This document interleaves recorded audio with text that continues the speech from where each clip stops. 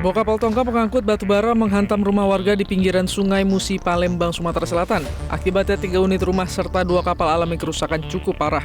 Diduga kapal menabrak karena terbawa derasnya arus Sungai Musi. Gunung Raung yang membelah wilayah Bondowoso, Jember, dan Banyuwangi mengalami erupsi dengan lontaran abu mencapai 1.500 meter di atas puncak. Gunung Raung dalam status waspada level 2. PVMBG merekomendasikan masyarakat untuk tidak mendekat di radius 3 km dari puncak.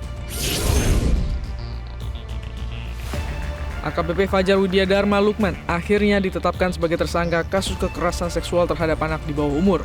Penahanan dilakukan setelah Fajar dicopot dari jabatannya sebagai Kapolres Ngada.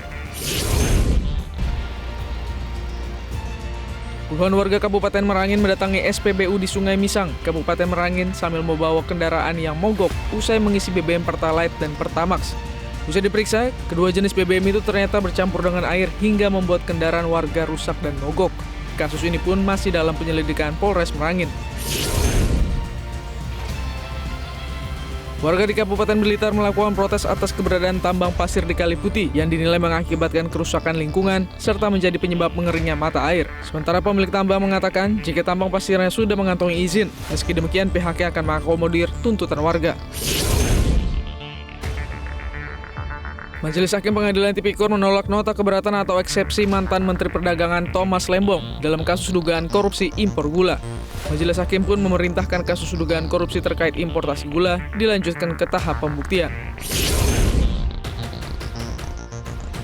Menteri Keuangan Sri Mulyani akhirnya mengumumkan realisasi anggaran pendapatan dan belanja negara 2025 tahun pertama pemerintahan Prabowo Subianto dan Gibran Rakabuming Raka.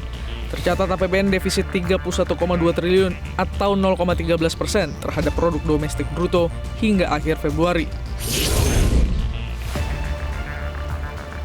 Presiden Prabowo Subianto mengumumkan mekanisme baru penyaluran tunjangan guru ASN daerah. Tunjangan yang sebelumnya ditransfer ke rekening pemerintah, kini ditransfer langsung ke rekening masing-masing guru.